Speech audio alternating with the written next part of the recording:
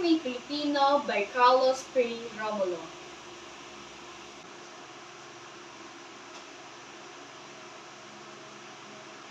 I'm a Filipino inheritor of religious past, hostage to certain future. As such moves, Wilbrand equal to the twofold task the task of meeting my responsibility to the past and the task of performing my obligation to the future. I sprung for harder race. My child generation removed an accent Malaysian years. Across the centuries, the ceremony, the memory comes rushing back to me of brown-skinned men putting out of the siege in the ship that were here. As their heart will shout, over the sea I see them come, borne upon the bowling waves and the whistling wind. Here upon the mighty swell of the hope in the free abandon of the new land that was to be their home and their child's forever.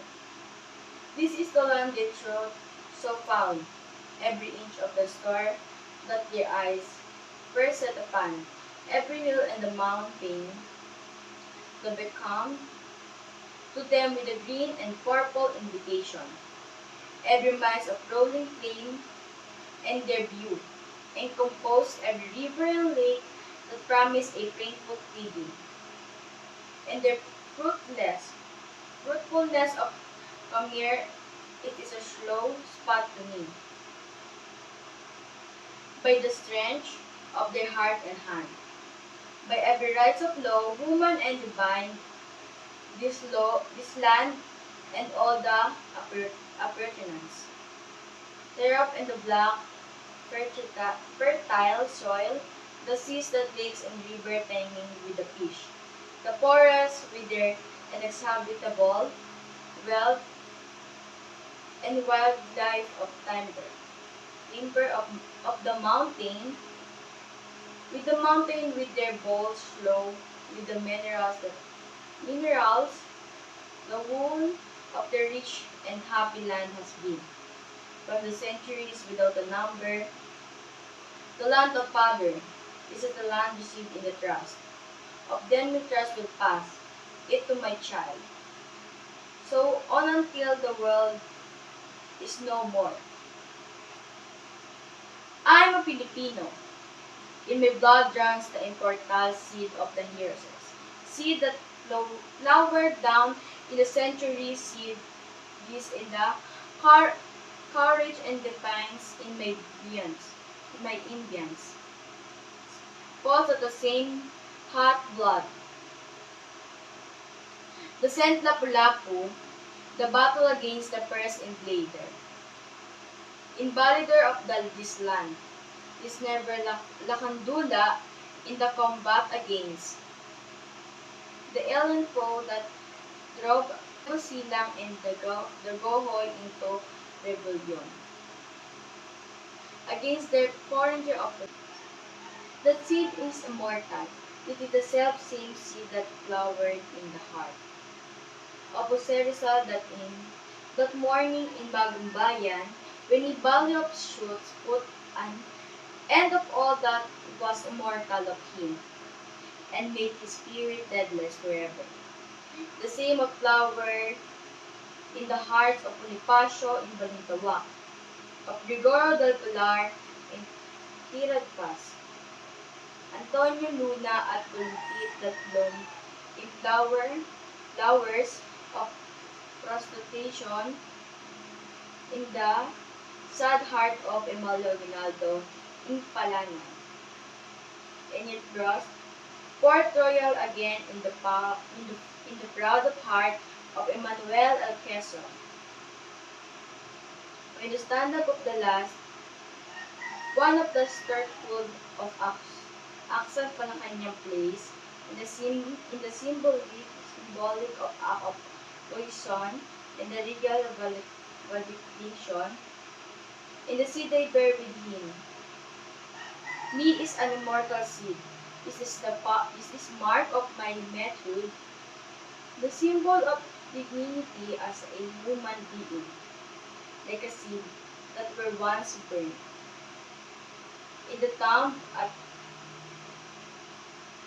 Tutankhamen many thousand years ago, it shall grow a flower, bear fruit again.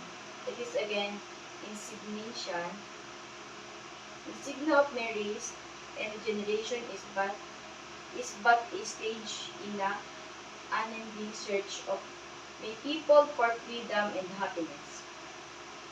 I am Filipino, child of marriage of the East and the West. The hunger and the necessity, it is a possibility and endurance was my mother, and my sir was the West that came thousanding across the seas in the cross. And the word and the machine, I am of the earth. The anger participant is a spirit and the struggle of the liberation of the imperfection group, but it always know that the east most away from it. A curtain sleep shake of the clarity that has bound it to sleep, and they start moving their destiny beats. For I am of the west, and the virtue. I am a Filipino, and this is my inheritance. What a flash I saw I give that I made prove worthy of my interpreter. I shall give a flash that has come raining down. The produce of the Serterans in the small land, and its small shell be compounded of the joyous. Cries my Malaysian pervaders.